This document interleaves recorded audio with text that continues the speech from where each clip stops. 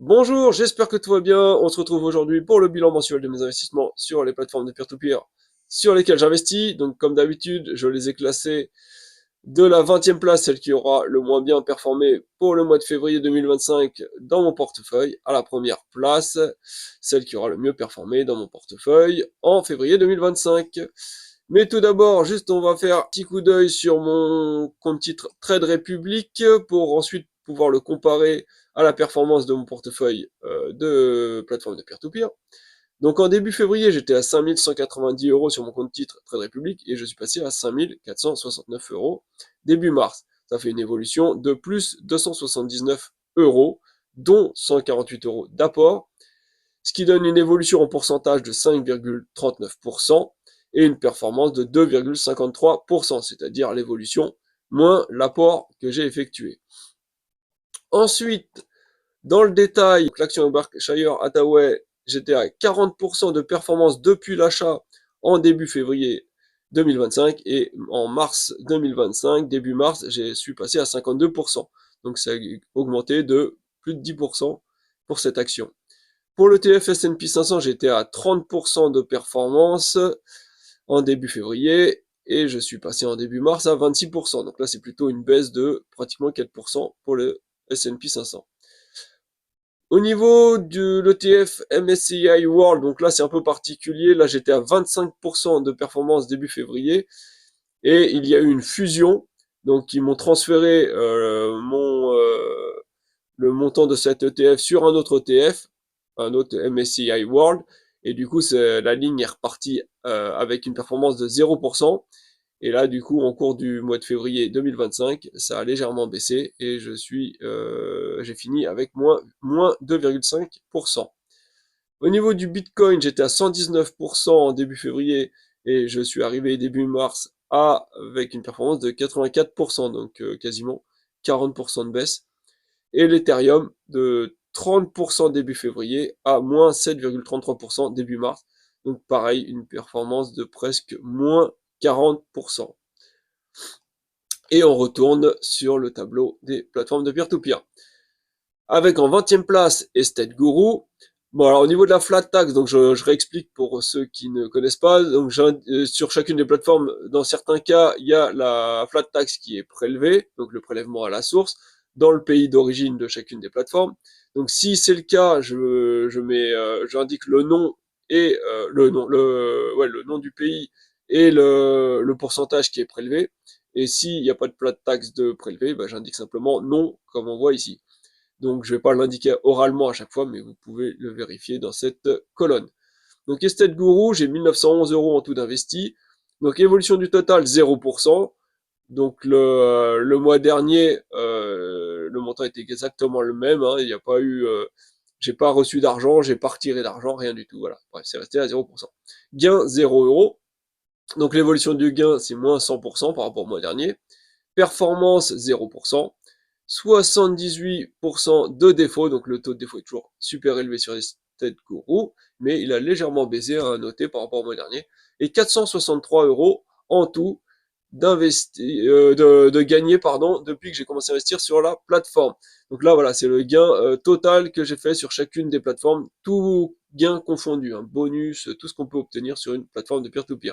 Alors qu'ici j'indique le gain uniquement les intérêts, hein, pas de bonus, rien du tout.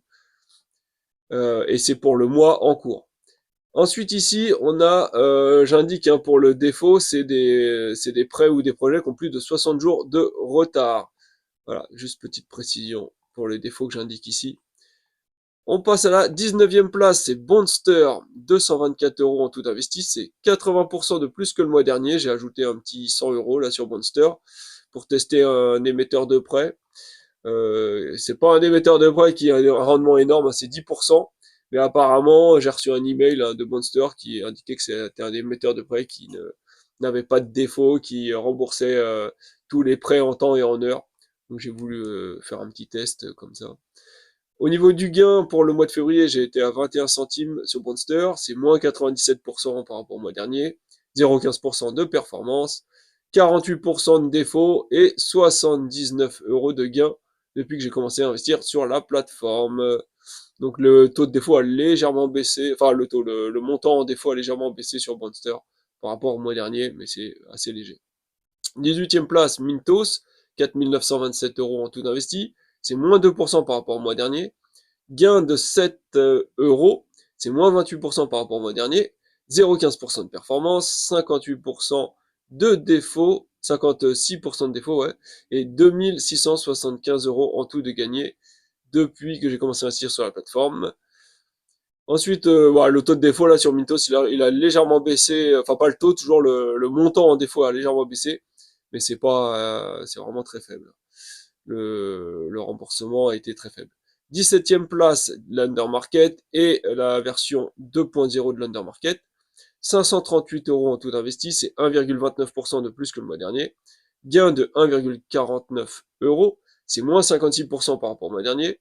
0,23% de performance, 60% de défauts. Alors les défauts, ils sont remboursés chaque semaine de mon côté sur l'Undermarket. Donc là, il y a pas de souci là-dessus. Le taux de défaut est toujours assez élevé, mais c'est parce que je récupérais une bonne partie de l'argent. Je le sortais de la plateforme. Mais à partir de le mois dernier, là, j'ai réinvesti. Depuis le mois dernier, je réinvestis tout ce qui me rembourse. Donc normalement, là, le taux de défaut il devrait diminuer au fur et à mesure. Et 1148 € en tout de gagné depuis que j'ai commencé à investir sur la plateforme.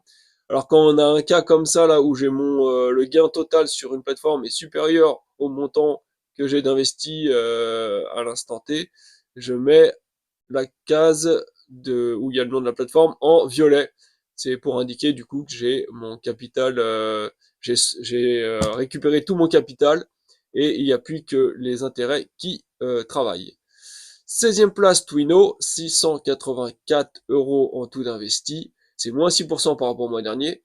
2 € de gain, presque 3, c'est moins 3% par rapport au mois dernier. 0,36% de performance, presque 9% de défaut, donc c'est un taux de défaut faible et qui est stable sur le Twino, il a ni baissé ni monté. Et 796 € en tout de gagné depuis que j'ai commencé à investir sur la plateforme. Donc pareil que pour l'Undermarket, j'ai mis sur une case violette car le montant gagné est supérieur au montant investi. 15e place, October, 57 € d'investi, c'est moins 17% par rapport au mois dernier. 31 centimes de gain, c'est moins 11% par rapport au mois dernier. 0,41% de performance. 266% de défaut, alors pas d'erreur, hein, ça signifie que quasiment 100% de mon montant investi est en défaut. Et en plus, il y a également des intérêts qui se sont accumulés et qui sont en défaut. Et donc le total donne un taux de plus de 100% en défaut. 126 € de gagné depuis que j'ai commencé à investir sur la plateforme. Donc voilà, pareil, le gain est supérieur au montant qui est investi. Donc la case de la plateforme est en violet.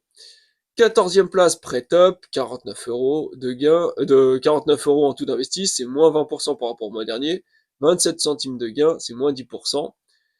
0,44% de performance, 208% en défaut, donc pareil, quasiment tout mon capital plus des intérêts sont en défaut, ce qui donne un taux de défaut total de plus de 100%, puisque pour calculer le taux de défaut, je me base sur le montant qui est investi voilà, à l'instant T.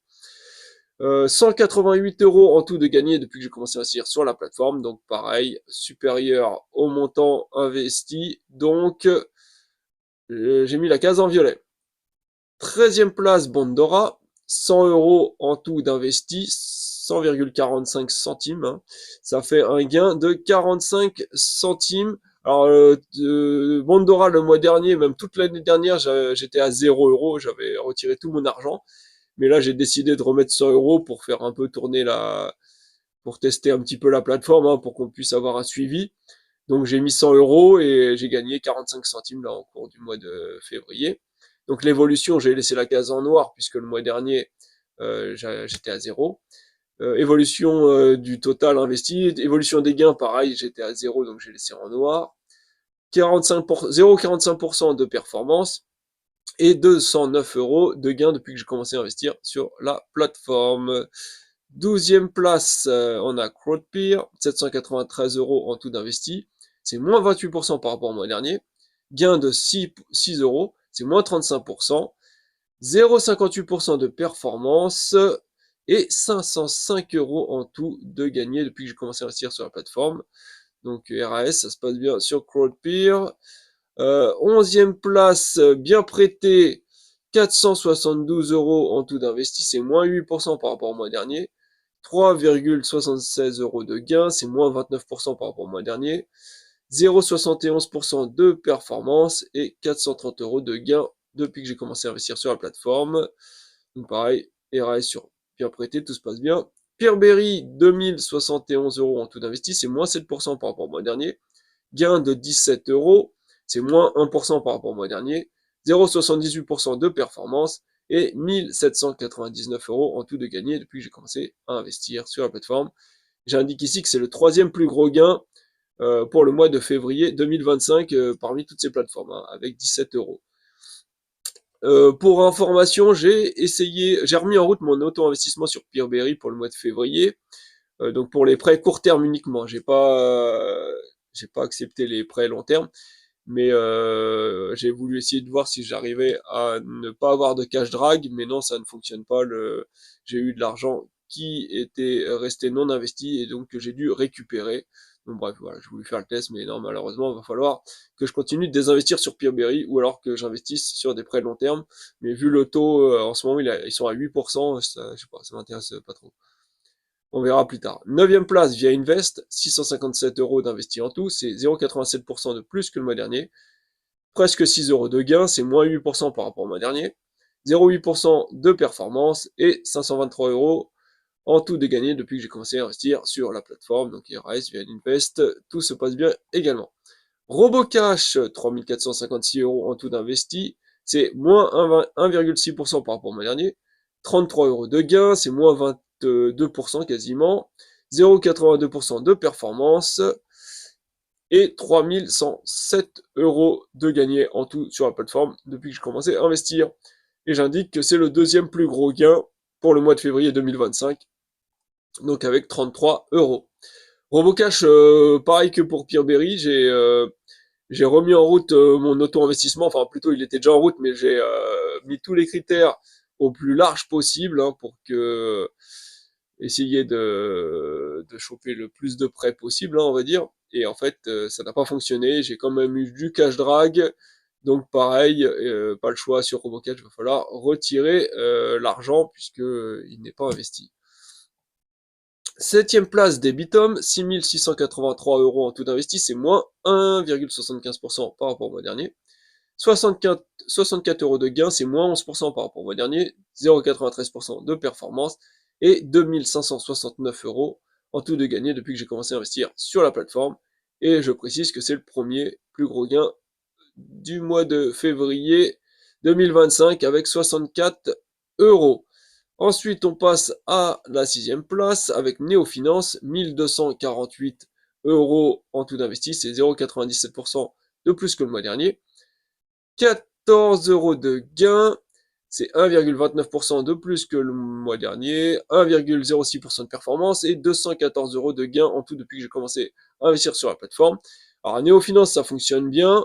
Malheureusement, j'ai reçu un email au mois de février de Néofinance, enfin au début mars, je ne sais même plus d'ailleurs, qui m'indique, on va aller directement vers le bas là, que les frais de la plateforme vont passer à 1 € par mois à partir du 1er avril 2025. Enfin, ils vont passer, il n'y avait pas de frais avant, mais maintenant il va y avoir des frais de 1 € par mois à partir du 1er avril. Et moi, ça m'intéresse pas de continuer à investir sur une plateforme qui me prélève 1 € par mois, sachant que je suis au niveau de mes gains Néofinance, vous voyez, à 14 € par mois, donc c'est-à-dire qu'il y aura quasiment un mois complet de gains qui va partir en fumée. Donc ça va vraiment réduire la performance de la plateforme, enfin mes performances sur cette plateforme. Donc je vais refuser, puisqu'on peut soit accepter, soit refuser. Si on refuse, on peut plus investir sur la plateforme, hein, on pourra simplement faire des retraits, voilà, au fur et à mesure qu'on a des remboursements. Donc voilà, ouais, je pense que je vais refuser parce que je trouve que ça fait beaucoup par rapport ça serait un pourcentage à la rigueur, mais là non, 1 euro par rapport aux 14 euros que je gagne par mois, ça fait mal quand même. Ça voudrait dire qu'il faudrait que j'investisse beaucoup plus d'argent pour que ça me fasse plus de gains, mais j'ai pas envie d'investir plus d'argent sur Neofinance, enfin bref. Donc la boucle est bouclée. Cinquième place, McClear, 1399 euros en tout d'investi, c'est moins 3%. 16 euros de gain, c'est moins 10% par rapport au mois dernier, 1,06% de performance et 1256 euros en tout de gagné depuis que j'ai commencé à investir sur la plateforme. Quatrième place, les entrepreneurs, 450 euros en tout d'investi, c'est moins 3% par rapport au mois dernier. 5, presque 6 euros de gain, c'est 1690% de plus que le mois dernier. Donc là, gros mois sur les entrepreneurs. 1,18% de performance. Taux de défaut de 52%, là ça n'a pas changé, toujours le même montant qui est en défaut. C'est 235 euros, hein, donc ça fait mal. 97 euros en tout de gagné depuis que j'ai commencé à investir sur la plateforme. Donc voilà, là c'est assez exceptionnel, hein, ce genre de rendement sur les entrepreneurs. J'ai de l'argent sûrement des retards qui se sont débloqués. Troisième place, ou alors un projet qui a été remboursé par anticipation, hein, ou quelque chose comme ça, puisque le montant en défaut il est toujours le même, hein, donc non, j'ai pas être prêt en retard qui a été remboursé. Troisième place, Swapper, 2511 euros en tout d'investi, c'est 137% de plus que le mois dernier. Donc j'ai investi un bon montant là sur Swapper durant le mois de février. Gain 13 euros, c'est 9, presque 10% de plus que le mois dernier, 1,28% de performance et 514 euros de gagné en tout depuis que j'ai commencé à investir sur la plateforme. Donc là, je veux profiter de la performance de Swapper. Je vais bien investir sur cette plateforme, peut-être encore jusqu'à 3000 euros, quelque chose comme ça, peut-être même un peu plus, on verra. Parce que là, j'ai envie de profiter pour booster la performance globale de mon portefeuille de peer-to-peer. Donc toujours grâce à Swapper, comme c'est une plateforme qui est simple à utiliser, ça demande pas beaucoup de temps, il y a juste, on envoie l'argent, il y a l'auto-investissement qui est à mettre en route et puis c'est parti, voilà, c'est tout, hein. C'est vraiment tout simple. Et pour récupérer l'argent, c'est pareil. On peut revendre les prêts directement sur la plateforme. En général, ils se revendent très rapidement. Donc la liquidité, en théorie, est pas mal. Donc je me suis dit que je voudrais tenter l'expérience là de mettre un bon billet sur cette plateforme. Deuxième place, la première brique, 336 euros en tout d'investi, c'est moins 5,6% par rapport au mois dernier. Presque 5 euros de gain, c'est 399% de plus que le mois dernier. Donc pareil que pour les entrepreneurs, là, la première week, c'est gros mois, c'est un gros mois pour le mois de février. Là, ça a été le mois. Ensuite, 1,32% de performance et 61 euros de gain depuis que j'ai commencé à investir sur la plateforme. Et ensuite, on passe à la première place, c'est Esketit, 349 euros en tout d'investi, c'est 2,47% de plus que le mois dernier. 8 euros de gain, c'est 56% de plus que le mois dernier. 1,68% de performance, donc excellente performance sur Esketit pour le mois de février. Et 469 euros en tout de gagné depuis que j'ai commencé à investir sur la plateforme. Donc là, pareil que pour les autres plateformes ici, comme le gain total depuis que j'ai commencé à investir est supérieur au montant investi à l'heure actuelle. J'ai mis la case de la plateforme en violet. Ensuite, on va passer au Toto. Donc, j'ai 28 926 euros en tout d'investi sur la totalité de mon portefeuille de peer-to-peer. C'est 2,61% de plus que le mois dernier. Donc là, ça fait un moment que j'avais pas le montant total investi qui avait augmenté. Gain 208 euros, c'est moins 12% par rapport au mois dernier. Alors par contre, malheureusement, là, le gain, il n'a pas suivi. Performance 0,74%. Taux de défaut de 18,27%. Donc taux de défaut, il est toujours relativement élevé. Ça serait bien qu'il descende sous les 10% pour que ce soit raisonnable, on va dire.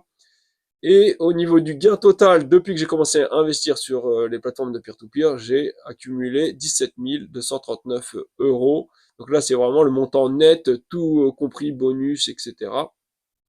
Montant brut, pardon, autant pour moi, donc sans prendre en compte les impôts, etc. Donc c'est plutôt pas mal le gain total. Le taux de défaut, donc ça fait un montant en défaut de 5285 euros. Donc si on soustrait, ça fait environ, on va dire que j'ai plus que 12 000 euros de gain, donc ça reste pas mal, mais c'est vrai que les défauts plombent quand même pas mal ma performance. Pour le reste, ça tourne plutôt pas trop mal, hein. Je pense que maintenant que je réinvestis un peu plus d'argent dans mon portefeuille de peer-to-peer, je vais avoir mes gains qui vont repartir à la hausse. Ça devrait, surtout là sur Swapper, là si je favorise les plateformes qui ont les meilleures performances, ça devrait donner un bon rendement. Donc pour comparer par rapport à la bourse, donc là on voit j'étais à 0,74% pour le mois de février, alors que sur Trade Republic, sur mon compte titre, j'ai été moi je calculais 2,53% de performance. Donc là pour le mois de février, il n'y a pas photo, j'ai encore eu une bien meilleure performance en bourse, enfin que sur les que sur les plateformes de peer-to-peer. Mais vu comment démarre le mois de mars, là il y a pas mal d'actions qui baissent, les crypto-monnaies qui baissent bien aussi. Donc peut-être que pour le mois de mars, mes performances sur le peer-to-peer seront meilleures que sur les actions et crypto. On verra bien d'ici le mois prochain. Sur ce, je vous dis à la prochaine. Allez, ciao. Si vous avez des questions, n'hésitez pas, hein, dans les commentaires.